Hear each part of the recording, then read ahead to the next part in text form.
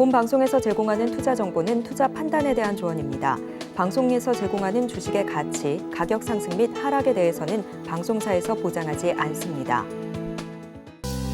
시청자 여러분 안녕하세요. 오늘장 이슈를 점검하고 내일장을 대비하는 오늘장 내일장 진행의 문정은입니다.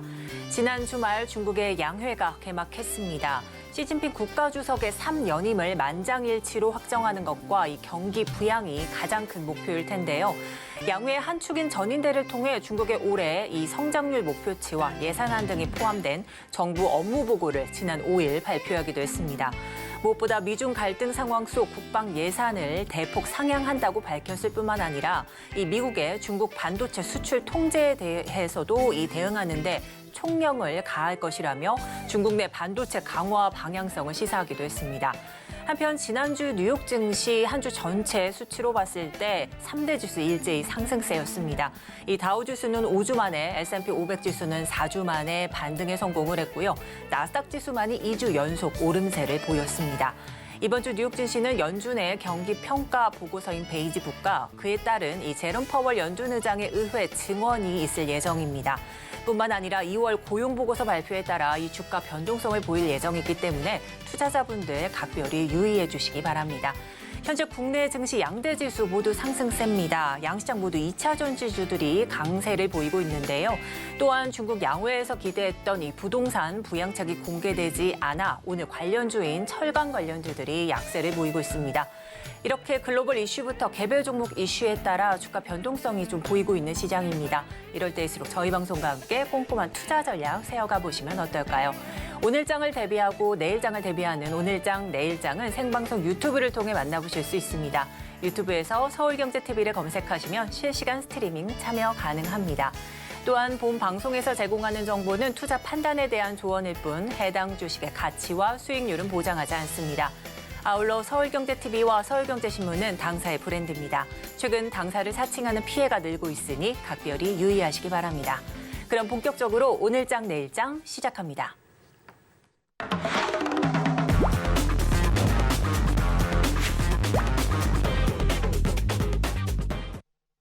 네, 이 시각 보도본부 시간입니다. 서청석 기자와 함께합니다. 어서 오시죠. 네, 안녕하세요. 네, 그럼 오늘 어떤 헤드라인을 준비하셨을지 화면으로 만나보겠습니다.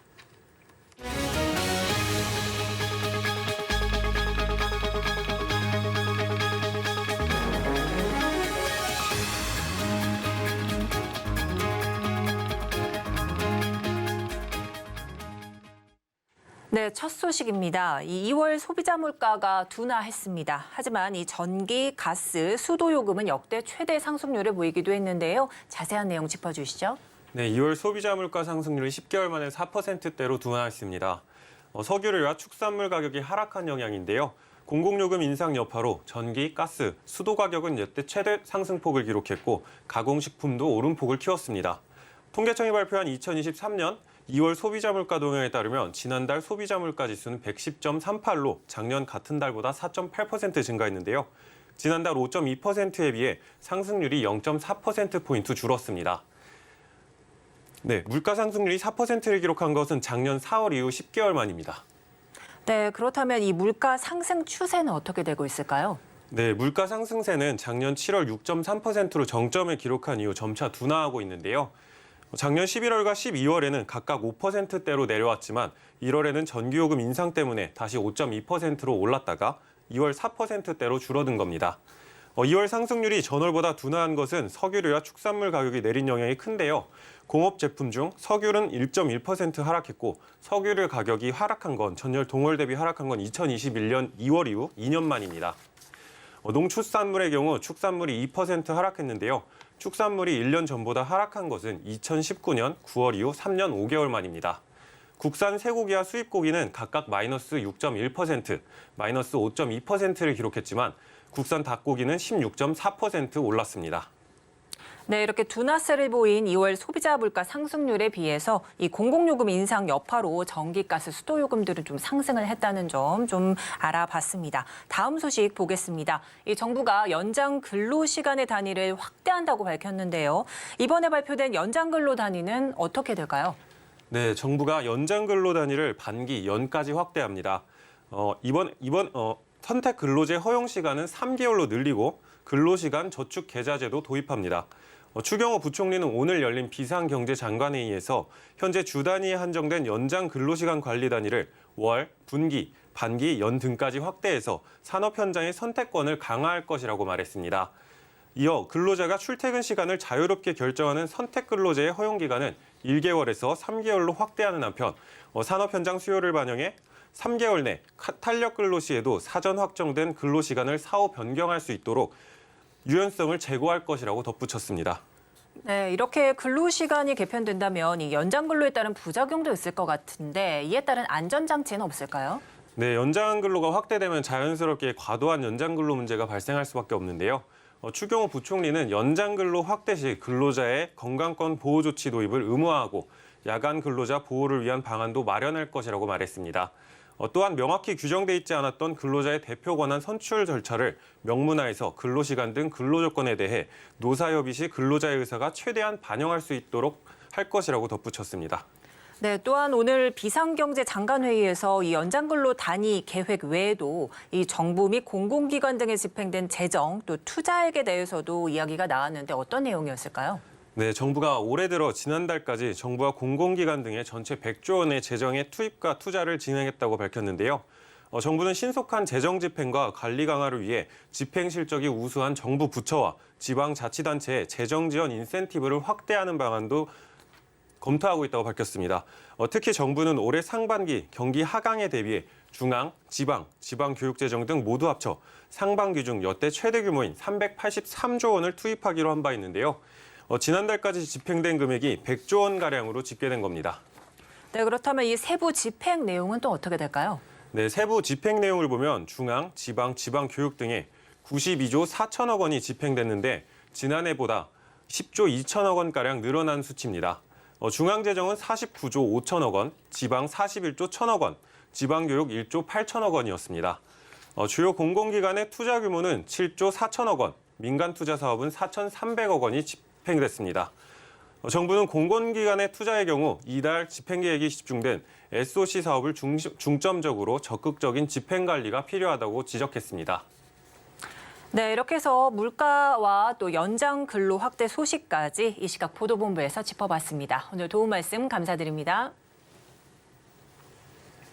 네, 이어서 이 시각 증시 상황 브리핑해드리고 특징주 알아보는 이 시각 시황 브리핑입니다. 김혜영 캐스터 준비하고 있습니다. 안녕하십니까. 캐스터 김혜연입니다. 미증시는 단장기 금리 하락세에 금리 민감주들이 강한 반등을 보이는 모습이 나타났습니다. 다만 우리 국내 증시는 미 연준의 정책 스탠스에 따라서 박스권 장세가 연출될 것이란 분석들 현재 나오고 있습니다.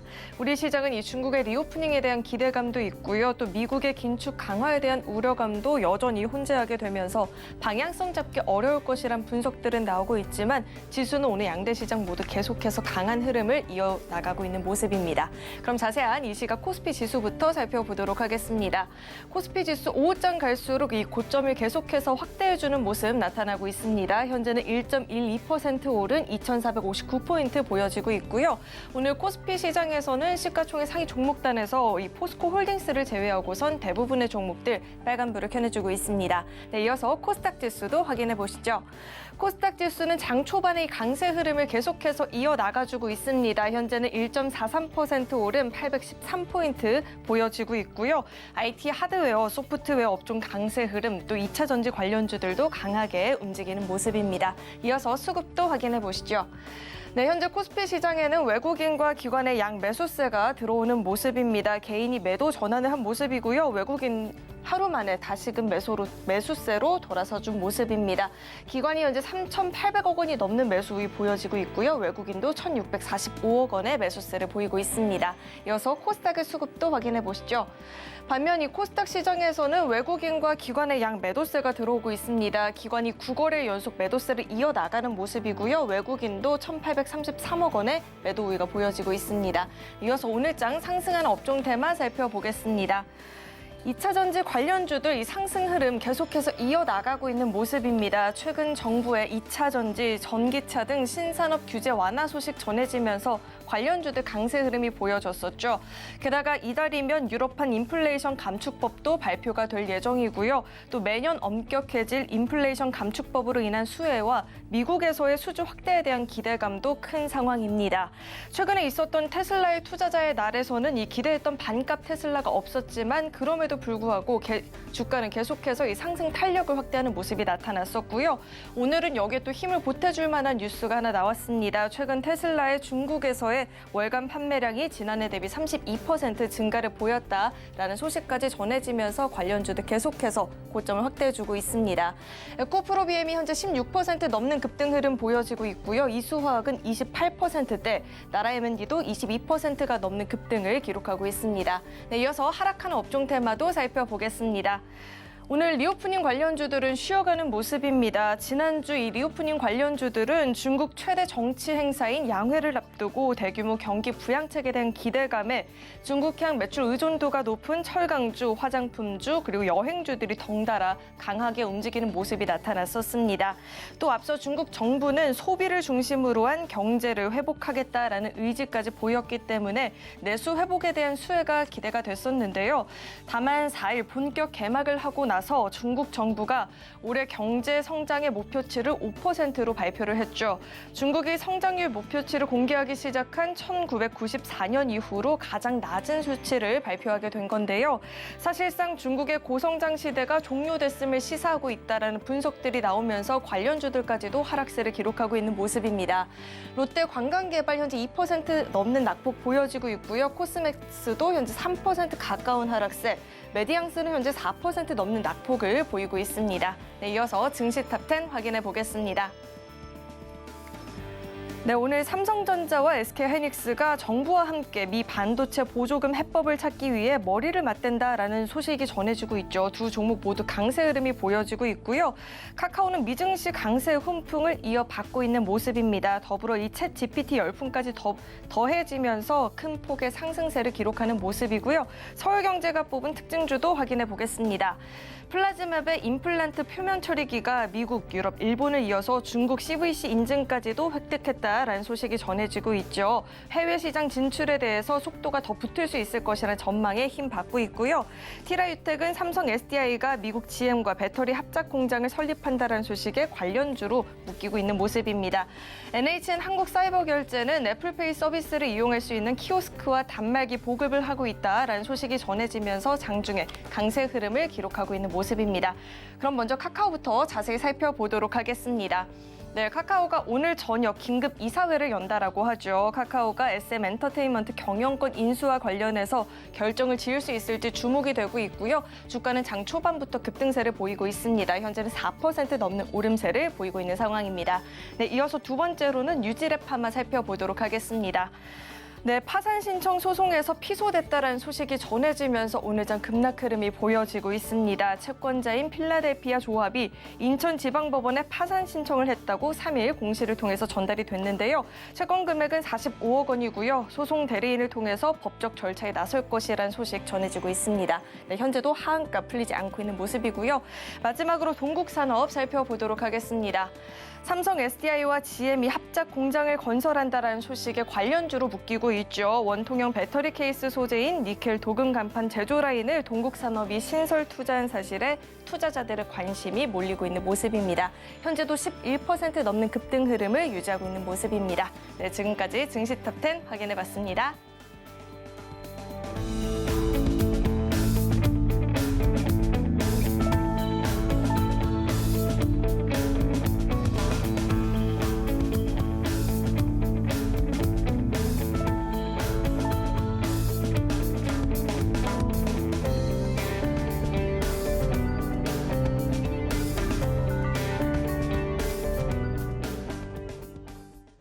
네, 시각 외국인과 기관의 수급 상황 살펴보는 수급 포착 시간입니다. 자, 현재 수급 상황 객장 연결해서 자세히 알아보도록 할 텐데요. 오늘은 메리츠증권 강남금융센터 정영훈 과장님 연결돼 있습니다. 안녕하세요, 과장님.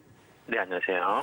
네, 현재 코스피 코스닥 양 시장에서 기관과 외국인이 같은 모습은 보이고 있지만 코스피 쪽에서는 기관과 외국인 매수 우위, 또 코스닥에서는 매도 우위를 좀 점하고 있는 상황입니다.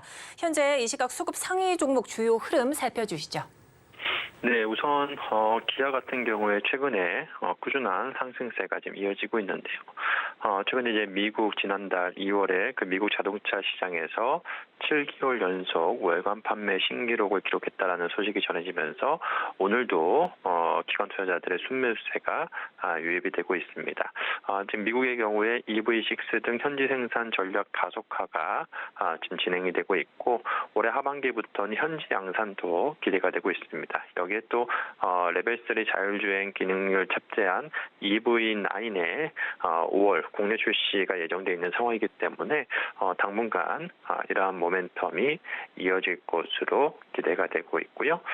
그리고 이제 LG전자 같은 경우에도 오늘도 강세 흐름을 띠고 있습니다. 오늘 증권사에서 올해 호실적에 대한 기대감의 분석 리포트가 나오면서 오늘 기관 매수세가 유입이 되면서 강세 흐름을 띠고 있는데요. 올해 1분기에 지금 지난 7분기 연속 하락했었던 가전 매출액이 상승 전환할 것으로 기대가 되고 있고 또 최근에 이제 OLED TV 수요 확대와 더불어서 지금 VS 전장 사업부 같은 경우에도 올해 30조 원의 신규 수주가 기대가 되면서 이와 함께 오늘도 기관 투자자들의 매수가 유입되면서 강세 흐름을 띠고 있다라고 볼 수가 있겠습니다. 그리고 오늘 또 기관 투자자들이 코스닥 시장에서 또 순매수하는 종목 중에 서진 시스템이 눈에 띄고 있는데요. 지난 4분기, 작년 4분기에 분기 최고 매출액을 달성했다는 소식에 힘입어서 기관 투자자들의 매수세가 유입되고 있는 것으로 보여지고 있습니다. 이렇게 해서 현재 수급 상위 종목들 기아와 LG전자, 서진 시스템까지 이렇게 살펴주셨는데요. 그렇다면 현재 과장님께서 포착한 특징주는 어떤 종목일까요? 네, 이 중에서 오늘 올해 지난 4분기 호실적과 더불어서 올해 큰 폭의 수익성 개선이 기대가 되고 있는 서진 시스템을 오늘 특징주로 포착을 해봤습니다. 우선 지난 4분기, 작년 4분기 같은 경우에 매출액이 전년 동기 대비해서 46.7%나 증가하면서 분기 기준으로는 최고 매출액을 달성을 했는데요. 고객 다변화와 더불어서 지금 제품 다각화로 통신 장비 부품 매출이 전년 대비해서 크게 증가하면서 전체적인 좀 매출 성장에 기여를 했다라고 볼 수가 있겠습니다. 지금 물류라든지 코로나 상황으로 인해서 좀 작년에 상반기에 좀 공급이 좀 지연이 됐었는데 이러한 부분이 하반기부터 본격적으로 공급이 지금 시작이 되면서 수익성 개선이 지금 이루어지는 것으로 보여지고 있고요. 이로 인해서 올해 1분기 같은 경우에는 전년 동기 대비해서 무려 475%나 급증한 영업이익이 한 163억 정도 수준으로 큰 폭의 수익성 개선이 지금 기대가 되고 있는 상황입니다. 그렇기 때문에 지금 시점에서는 이러한 상반기의 실적 모멘텀에 힘입어서 당분간 이러한 수급이 꾸준하게 좀 유입될 가능성이 높기 때문에 이러한 실적 모멘텀에 주목을 해봐야 될 시점이 아닌가 그렇게 보고 있습니다. 네, 현재 기관의 수급이 많이 들어오고 있는 서진 시스템을 오늘의 특징주로 좀 꼽아주셨습니다. 이제 고객 다변화 및 제품 다각화, 또한 수익성 큰 폭으로 좀 개선된다는 전망 등에 이렇게 좀 꼽아주신 것 같습니다. 오늘 도움 말씀 여기까지 듣도록 하겠습니다. 지금까지 메리츠증권 강남금융센터 정영훈 과장이었습니다. 감사합니다. 네, 고맙습니다. 네, 그럼 이어서 오늘 시장을 주도하는 업종과 이슈에 대해 면밀히 살펴보는 마켓 로드맵 이어가 보도록 하겠습니다. 헤르메스 스탁 하창환 본부장님 나와 계십니다. 안녕하세요. 네, 안녕하십니까. 네, 오늘은 여전히 뜨겁게 좀 들끓고 있는 SM 인수전에 관해서 좀 자세히 들어보도록 하겠습니다. 이 SM이 카카오의 유상증자와 또 전환사채를 발행하기로 한 계약을 좀 해제를 한 상황입니다. 네. 이렇게 되면 카카오의 SM 2대 주주 지위 확보가 좀 물 건너간 셈이 되는데 네. 이 최근 SM 인수전 어떤 국면에 접어들었을까요? 사실상 하이브가 조금 독주를 할 수 있는 좀 환경은 마련이 되어 있습니다만 그 이제 이유가 말씀해주신 이제 가처분에 대한 결과가 나왔죠. 그래서 기존에 이제 전환사채랑 12로 발행을 했었던 이제 123만 주 그리고 1,052억 원 규모의 이제 이 관련된 이슈들이 다 소급이 됐다라고 보시면 좋을 것 같습니다. 그러다 보니까 지분율 부분에서 굉장히 좀 큰 차이가 발생을 할 수밖에 없는 상황이고요.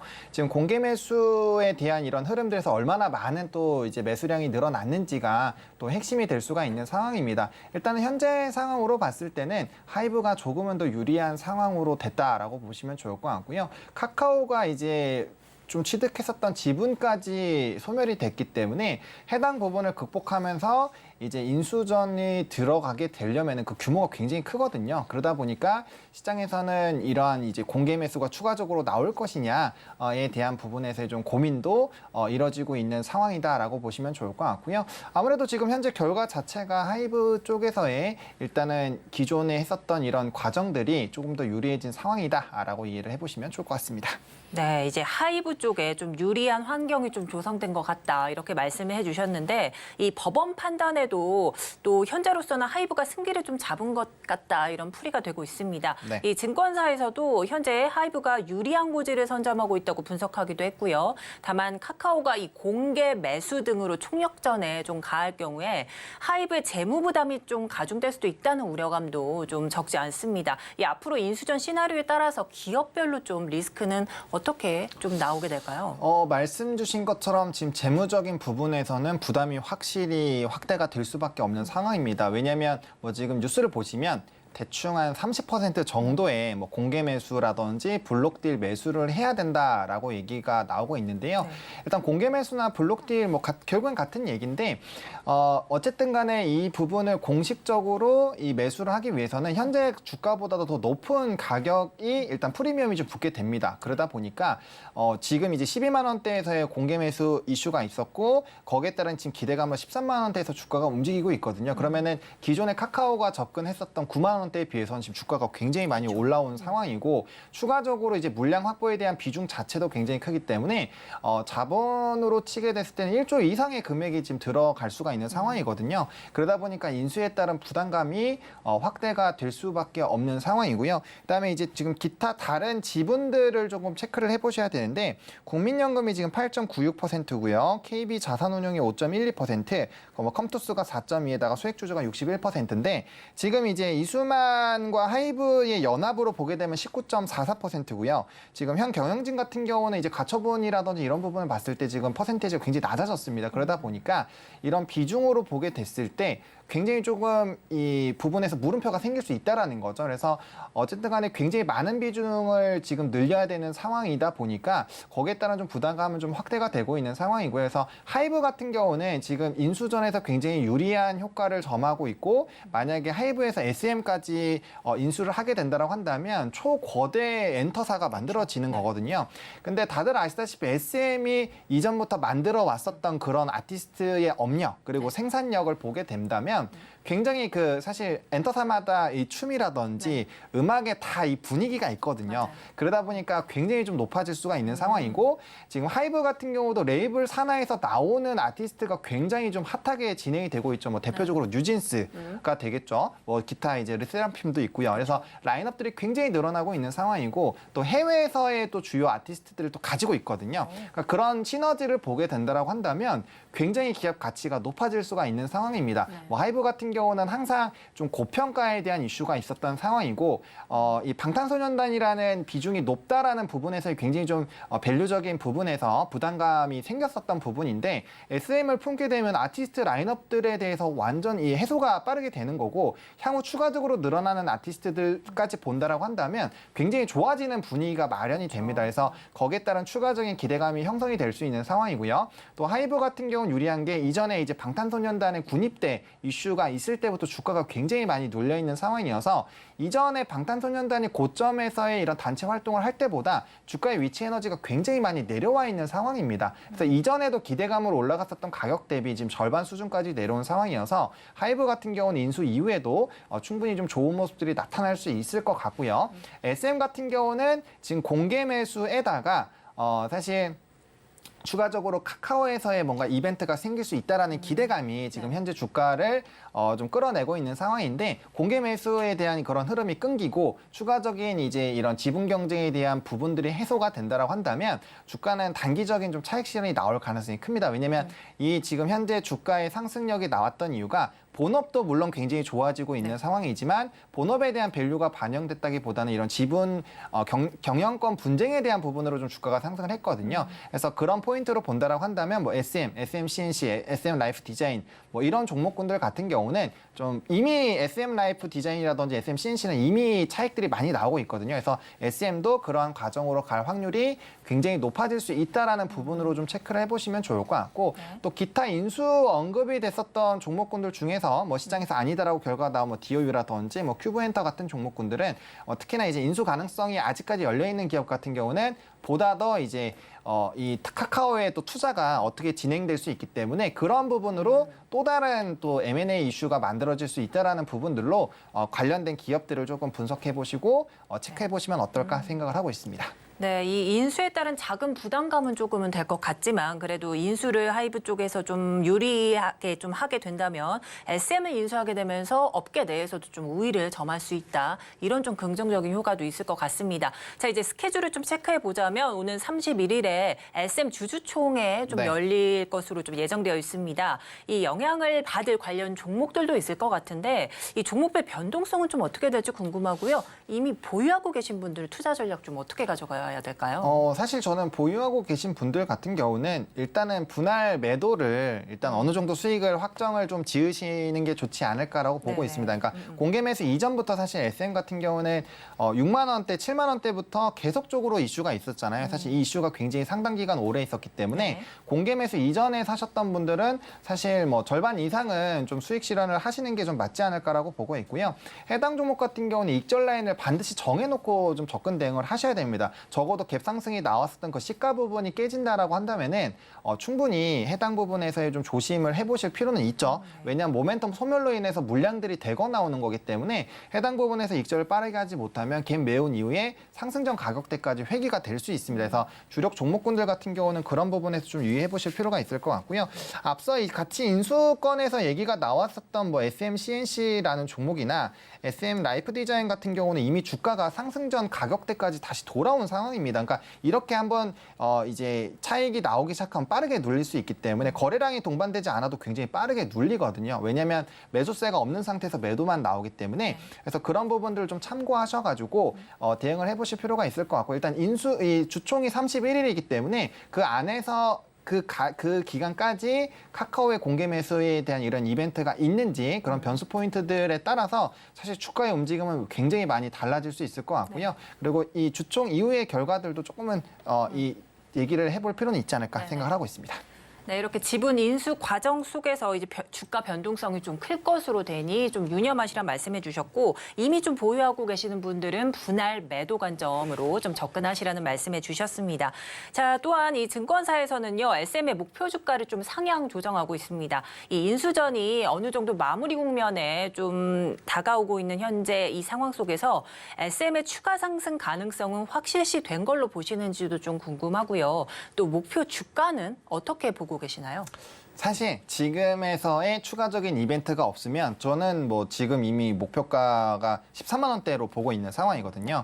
그래서 현재 가격대는 충분히 그런 기대감들이 다 반영이 되어 있다라고 보고 있고요. 그러니까 앞서 말씀드린 것처럼 이제 카카오가 뛰어드느냐 안 뛰어드느냐에 따라서 달라질 겁니다. 그래서 만약에 카카오가 대량 공개 매수라든지 블록딜 부분으로 접근을 하게 된다라고 한다면 프리미엄이 붙어줘야 되기 때문에 아마 가격대가 15만 원 선 부분에서 전후로 좀 발생이 될 가능성이 큽니다. 그러면은 이번에 우리가 뭐 오스템 임플란트의 이슈라든지 SM 이슈 보시면 아시겠지만 공개 매수 가격대까지는 거의 갭 상승을 해서 시작을 하는 부분들이 있거든요. 그래서 그런 이슈가 있다라고 한다면 충분히 목표 주가가 상승이 될 수 있는 상황이고요. 그러한 관점으로 지금 증권사의 목표 주가들이 12만 원에서 15만 원 선에서 움직임이 나타나고 있거든요. 그래서 이 목표 주가는 이런 추가적인 모멘텀이 발생했을 때에 한해서 상승력이 나올 수 있다라고 보시면 좋을 것 같고 그게 아니다라고 한다면 앞서 말씀드린 것처럼 빠르게 차익이 나올 수 있는 부분들을 조금 감안하셔야 될 것 같고요. 그렇다면 왜 지금 현재 주가가 유지가 되고 있느냐라고 한다면은 앞서 말씀드린 대로 지금 카카오의 공개 매수가 아예 좌절된 상황은 아니거든요. 왜냐면은 요번에 하이브가 공개 매수를 했었던 그 물량들이 생각보다 되게 조금 모여 있으면 아무래도 카카오에 인수하는 그런 자본력 자체가 조금 더 줄어들겠죠. 왜냐하면 확보해야 되는 주식 수가 줄어드니까요. 그런 결과에 따라서 사실 얼마든지 변동이 나올 수 있는 부분들이 있어서 이 부분은 그런 추가적인 이슈 발생 여부에 따라서 목표 주가도 굉장히 달라질 수밖에 없는 상황이다.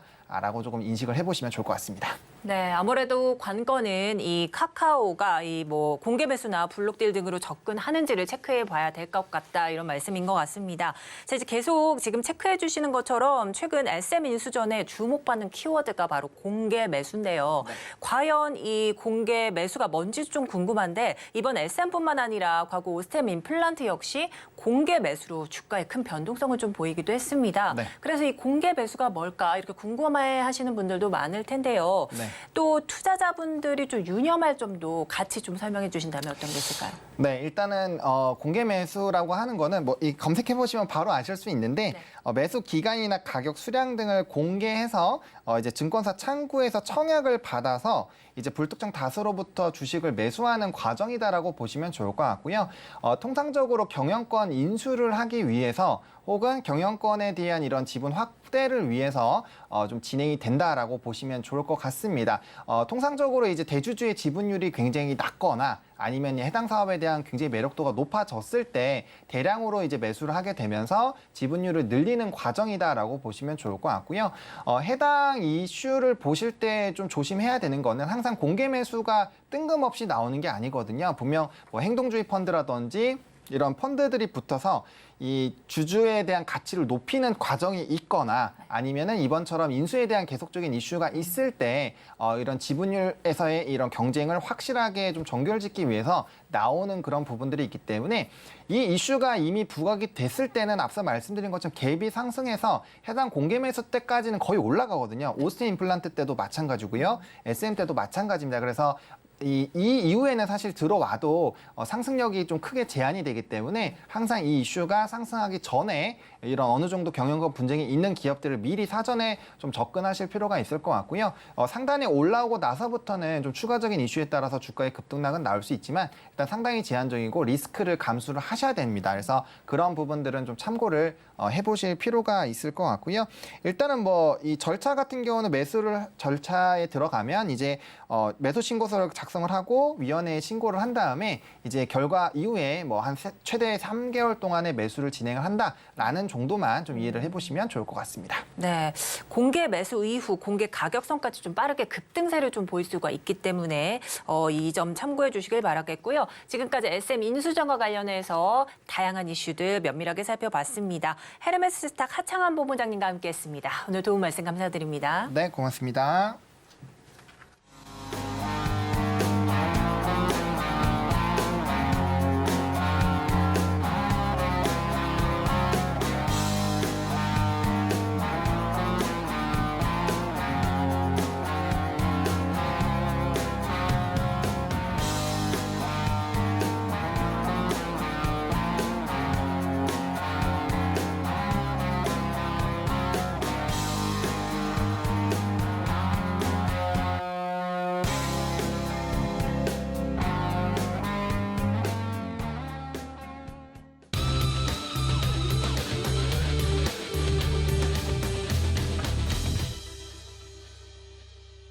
네, 증시 전반을 살펴보는 증시 인사이트 시간 가져보겠습니다. 오늘 ISS 이지한 대표님 전화 연결돼 있습니다. 어서 오시죠. 안녕하세요. 안녕하세요. 네, 이제 미 증시부터 한번 살펴보도록 하겠습니다. 이 미 금리 공포가 다소 완화가 되면서 전 거래일 상승 마감을 했고요. 국내 증시까지도 오름세를 보였습니다. 현재 2월 대비 강한 3월 시장의 분위기인 것 같은데 이 흐름이 좀 계속된다고 보실까요? 일단 이제 우리가 전체적으로 본다면 상하방 모멘텀은 조금 제한적이다. 이걸 일단 전제로 보시는 게 좋을 것 같고요. 1월 달 이후에 반등이오던 증시가 2월 달에 물가 지표가 예상보다 높게 나오면서 긴축 압박에 대한 우려감이 커지면서 지난주부터 미국 증시를 필두해서 조정을 받았습니다. 다만 이제 지난주 후반부에 미국 증시가 경기 관련된 지표들이 생각보다 나쁘지 않으면서 이런 긴축 압박에 대한 우려감이 소폭 줄어들면서 반등이 나왔습니다. 지금 현재 이제 증시는 상승 모멘텀으로 본다면 역시 고용이나 경기 관련 지표가 생각보다 나쁘지 않다라는 부분이고 반대로 이제 하락 모멘텀은 물가 지표, CPI나 PCE 지표 등이 생각보다 덜 떨어지면서 긴축 압박에 대한 우려감이 커지고 있습니다.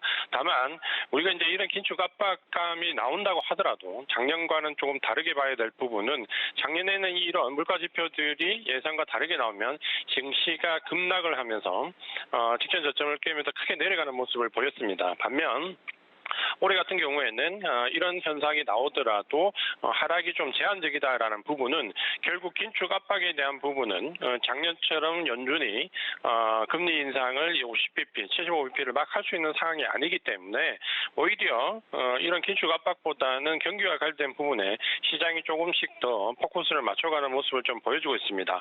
이런 이제 증시의 반락은 결국 이번 3월 달에는 3월에 이제 발표되는 CPI 지표가 상당히 중요할 것 같은데요.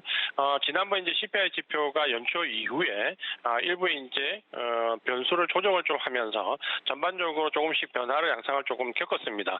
특히 그 CPI 지표에서 차지하는 주거비 관련된 지표들이 크게 상승을 했고 이 주거비와 서비스 고용과 관련된 부분이 증시를 압박하는 모습인데 사실 이제 이런 부분들은 우리가 선행 지표들이 꺾여 내려오고 있기 때문에 아마 이런 그 물가 지표가 좀 더디게 내려가는 현상은 3월을 고비로 좀 완화될 것으로 보입니다. 우리가 그 주거비와 관련된 부분에서의 그 선행 지표로 많이 삼는 진로 지표를 좀 보면은 이 진로 지표에서 이미 작년 중반기 이후에 주택 관련되어 있는 지표들은 꺾여 내려가는 선행 지표들이 이미 하락을 하고 있기 때문에 1월 달에 대두됐던 2월 달에 대두됐던 이런 부분들은 아마도 물가 관련된 압박감은 3월을 고비로 해서 좀 더 탄력적으로 낮아질 수 있다는 부분에서 크게 염려할 필요는 없다라고 보여집니다.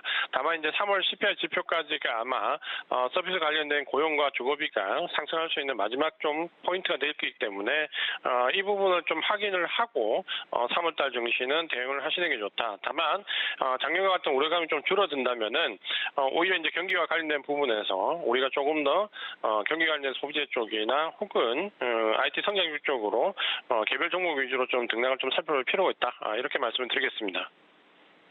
네, 아무래도 이제 물가 지표, 소비 지표가 주가 등락을 좀 좌우할 3월 증시다 이렇게 말씀해 주시면서 특히나 3월 CPI가 중요해 보이는 만큼 꼭 체크해 보시라는 말씀도 해 주셨습니다.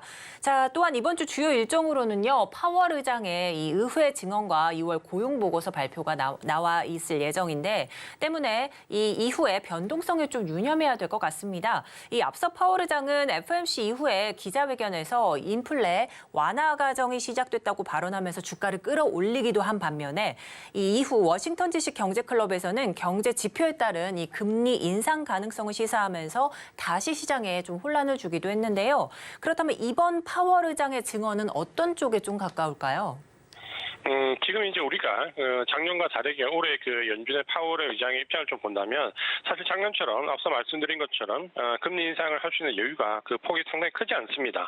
작년처럼 50bp나 뭐 75bp를 4번 연속 할 수 있는 상황이 아니기 때문에 올해 그 점도표상의 기준으로 본다면 최대 5.5에서 전후에서 아마 결정이 될 것 같은데 그렇게 본다면 금리 인상 50bp도 사실 지금 그렇게 섣부르게 말씀을 드리기가 어려운 상황입니다. 하지만 이제 이런 과정에서 그 물가 지표가 덜 떨어지기 때문에 올해 그 파월의 발언은 크게 보면 행동은 어느 정도 이제 25bp 내외 공손한 태도로 갈 걸로 보여지고 반면에 이제 금리 인상 중단에 대한 기대감은 저하시킬 수 있는 입은 좀 더 거칠어지게 발언을 할 수 있습니다. 그러니까 이런 부분들을 본다면 우리가 실제적인 보고서나 그 리포트가 나오기 전에 뉴스와 관련되어서 나오는 부분에 우리가 너무 민감하게 반응할 필요는 없을 것 같고요. 그렇게 본다면 이전에 그 FOMC 그 보고서에서 밝혀진 것처럼 실제로 작년과는 일시기 확연히 달라진 부분들이 크게 대두가 되고 있습니다. 특히 이제 3월달에 금리 인상이 50bp가 아니냐라는 우려감이 나오는데 대다수의 연준 위원들은 뭐 한두 명을 제외하고는 대부분 25bp에 동의하는 분위기로 가고 있고 패드워치도 이제 이를 반영을 하고 있습니다. 그렇다면 이제 우리가 굉장히 우려감은 커지겠지만 실제 내용은 예상한 범위에서 벗어나지 않는다라는 부분을 올해는 조금 인지를 하시는 게 중요할 것 같고요. 그렇게 본다면 파월의 발언은 상식적인 부분에서 벗어나지 않을 것이다. 다만 이제 25bp 인상은 어느 정도 컨센서스가 이루어지겠지만 조기 금리 중단 기대감은 한 발 물러갈 수밖에 없는 상황이기 때문에 아마 이 부분에 교차하면서 증시에 반영이 될 것 같습니다. 지금 현재 2월달에 받았던 그 말미의 조정이 금리 인상 중단 기대감에 대한 우려감이었다면 이 부분이 이제 시장에 어느 정도 반영이 되어 있을 가능성이 크고 그렇다면 이번에 그 파월의 발언을 크게 우려하기보다는 오히려 시장이 조금 더 안도할 수 있는 부분이 나올 수 있다. 이렇게 생각을 하시면 좋을 것 같습니다. 네, 앞으로의 이 금리 방향성은 이제 파월 의장의 발언과 고용 지표에 좀 달려 있는 상황 속에서 이 파월 의장 이 어느 정도 25bp 이 금리 인상에 대해서 좀 발언은 있겠지만 조기 금리 중단은 좀 어려워 보이는 상황이다 이런 말씀해 주셨습니다. 또한 이 전 거래일의 미 증시에서도 나스닥의 상승폭이 가장 컸습니다. 국내 증시도 역시 코스피 대비 코스닥이 좀 선전을 했는데 코스닥은 지난해 8월 이후 처음 800선을 좀 넘었고요. 특히나 2차 전지주가 코스닥을 좀 견인한 모습입니다. 이 앞으로도 코스피 대비 코스닥의 상승, 이 추가 상승 가능성이 더 높이 보시는지 어떤 의견이 있으실까요? 코스닥이 이제 최근에 800선을 돌파하기도 했고, 단기적으로 지난주부터 코스피 시장이 조정을 받을 때 일부 외국인 수급이 유입이 되기도 했습니다. 특히 이제 코스닥에서 2차전지 소재, 챗GPT 관련되어 있는 종목이나 로봇 관련된 종목들이 시장을 일부 견인하면서 여기에 엔터 관련되어 있는 종목들의 SM 사태가 벌어지면서 일부 이제 코스닥을 많이 견인을 했습니다. 대부분 이제 이런 부분들은 단기 모멘텀 내지 테마가 형성되면서 상승했던 부분이고, 지난주에 단기적으로 유입됐던 외국인 자금들은 이번 주 들어오면서부터 오늘 주 초반부터 상당히 큰 물량들이 빠져나가고 있기 때문에 코스닥이 단기적으로 코스피 시장이 조정을 받을 때 그 대안적인 역할로서 일부 섹터들 위주로 상승이 나오긴 하지만 오히려 코스피 시장이 상승 전환을 하게 되면 이런 테마나 혹은 단기 모멘텀은 대부분 이제 소멸되는 경우가 상당히 많습니다. 특히 2차전지 소재를 비롯해서 일부는 상당히 과열권에 들어와 있기 때문에 여기서 만약에 외국인의 기관의 차익 매물이 일부 유출이 된다면, 출회가 된다면 오히려 조정폭이 좀 크게 나올 수 있습니다. 그렇게 본다면 코스닥 시장이 지속적으로 상승하기보다는 지금은 어쨌든 외국인의 그 수급이 코스피 대형주 위주의 수급을 올 초부터 구성을 하고 있기 때문에 시장이 조정을 받을 때는 오히려 주도주를 누르면서 매수하는 관점으로, 코스닥은 단기적인 관점으로 일부 상승이 나왔을 때는 짧은 관점으로 차익 실현하는 관점으로 올해는 계속 유지하시는 게 좀 좋을 것 같습니다. 그렇게 본다면 지금 코스닥 상승은 추격을 하기보다는 오히려 물량을 좀 줄여나가는 전략이 좋을 것 같고요. 만약에 이제 오늘 미국 증시가 오늘 내 이번 주 초반에 상승세를 이어간다면 코스닥의 중대형주 위주의 상승이 좀 가파르게 나올 가능성이 상당히 큽니다. 그렇게 본다면 지난주부터 좀 이어왔던 코스닥의 상승세는 제한적이다라는 가운데 코스피 중대형주 위주로 포트를 구성하시는 게 지금은 조금 더 유리하다. 이렇게 말씀을 드리겠습니다. 네, 이렇게 해서 코스닥 현재까지의 상황을 좀 살펴주셨는데 아무래도 미 증시 지속 상승은 코스피에 좀 무게를 두고 있다 이런 발언을 해주셨습니다. 또한 지난 주말에 중국 양회가 개막을 했습니다. 이 여러 가지 좀 내용을 좀 발표했는데 특히나 중국의 성장률 목표치가 예상보다 좀 낮게 발표가 됐습니다. 사상 최저 수준을 좀 발표하기도 한 건데요. 또한 시장이 이렇게 된다면 경기 부양에 대해 너무 과한 기대를 한 건 아닌가 이런 우려도 있습니다. 또한 또 부동산 이 부양책에 대한 이런 공개 발언을 하지 않아서 이 관련주인 철강과 조선 등도 좀 약세를 보이고 있는데 향후 전망은 좀 어떻게 보실까요? 원래 이제 중국 양회가 지난주에 개장된 이후로 성장률 5% 제시를 했는데 우리가 이제 성장률 예측을 할 때 하단을 약 5% 정도, 상단 한 6% 정도로 예측을 했습니다.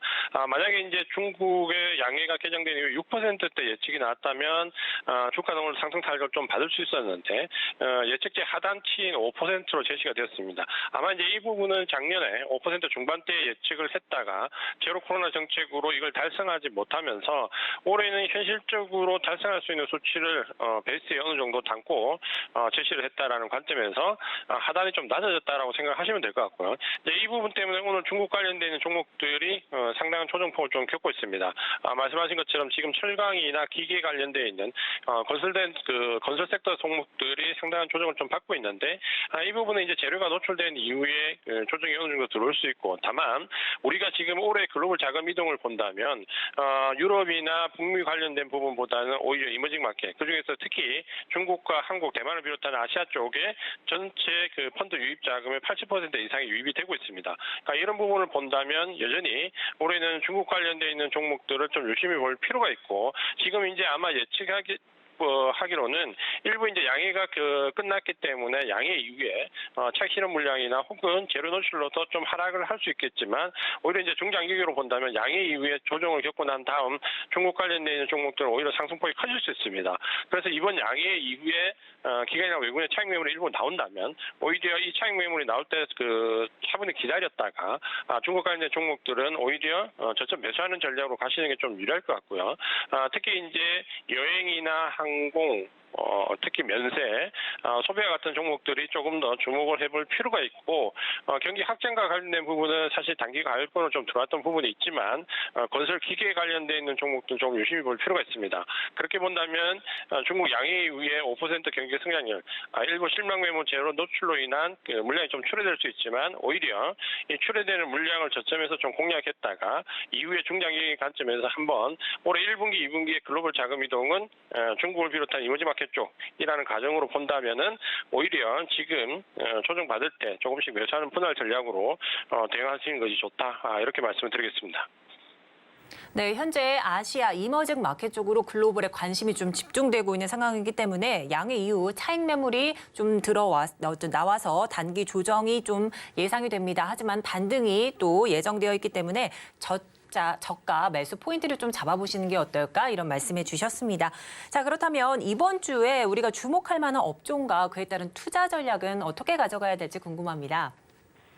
지금 현재 시장을 주도하고 있는 종목은 반도체와 2차 전지 그리고 자동차와 관련돼 있는 장기간 낙폭이 컸던 종목들이 시장을 반등을 이끌고 있고 특히 이제 IT 쪽에서의 반등세가 좀 두드러집니다. 가장 큰 이유는 외국인들의 매수세가 우리 시장에서 85% 이상 IT 섹터에 집중됐다는 부분이고 특히 이제 우리 개인 투자가분들이 혼란을 좀 느끼시는 부분은 실물 경기와 주가 흐름이 지금 상당히 다르다. 이 부분이 특히 이제 반도체를 비롯해서 나오는 주가 흐름에 좀 당혹스러울 수 있는데 지금은 실물 경기보다는 오히려 수급을 따라가시는 전략이 좀 유리하다라는 전제를 이해를 하시는 게 좋을 것 같고 그렇게 본다면 반도체와 2차 전지 그리고 자동차는 중장기적인 관점에서 계속 포트 내에 일정 부분 주도 섹터로 유지를 하시는 게 좋고요. 다만 이제 이 종목들이 지난주 후반부터 좀 상승을 하거나 이미 연초에 상승폭이 있기 때문에 이 종목들을 좀 추격해서 들어가기가 좀 부담스러우시다면 이번 주부터는 특히 주 후반부로 넘어갈수록 좀 전에 말씀드린 중국 관련돼 있는 소비주를 한번 주목해볼 필요가 있습니다. 지금 이제 대부분의 섹터들이 연초 이후에 상승은 반등폭을 상당히 겪었는데 중국 관련 소비주는 사실 그동안 미중 갈등 관계가 계속해서 유지가 되면서 주가 탄력이 기대만큼 리오프닝 효과나 혹은 양해 효과가 나오지 않았습니다. 아마 이제 이번 양해 이후에 차익 매물이 일부 출회되면서 이번 주 초반 중반 조정을 좀 받으면 오히려 이번 주 후반부터 다음 주로 넘어가는 시기에 오히려 중국 관련돼 있는 소비주 여행이나 백화점, 화장품 등에 조금 주목해서 분할 접근을 하신다면 1분기 후반부부터 2분기 특히 시세 차익을 좀 낼 수 있는 시기로 좀 들어갈 걸로 기대가 됩니다. 이제 그렇게 보신다면 중국 관련돼 있는 소비주에 조금 주목을 하시면서 기존의 주도 섹터인 2차 전지, 반도체, 자동차는 유지를 하는 전략. 다만 최근에 이제 그 테마성을 했던 단기 관점, 테마성 관점의 종목들은 오히려 콜피 시장이 조정 이후에 상승할 때는 오히려 급락할 수 있기 때문에 이런 종목들은 좀 비중을 줄여나가는 전략으로 한 주간 증시를 대응하시는 게 좋을 것 같습니다. 네, 이번 주 중반 이후부터 이 중국 관련 소비주, 여행, 백화점, 화장품주에 좀 주목해 보시라는 말씀해 주셨습니다. 오늘 도움 말씀 여기까지 듣도록 하겠습니다. 지금까지 IS셋 이지한 대표와 함께했습니다. 도움 말씀 감사드립니다. 고맙습니다. 네, 오늘장 내일장도 마칠 시간이 됐습니다. 본 방송에서 제공하는 정보는 투자 판단에 대한 조언일 뿐 해당 주식의 가치와 수익률은 보장하지 않습니다. 아울러 서울경제TV와 서울경제신문은 당사의 브랜드입니다. 최근 당사를 사칭하는 피해가 늘고 있으니 각별히 유의하시기 바랍니다. 오늘 준비한 소식은 여기까지입니다. 저는 잠시 뒤 마감 임박 60분의 승부로 돌아오겠습니다. 함께해 주신 여러분 고맙습니다.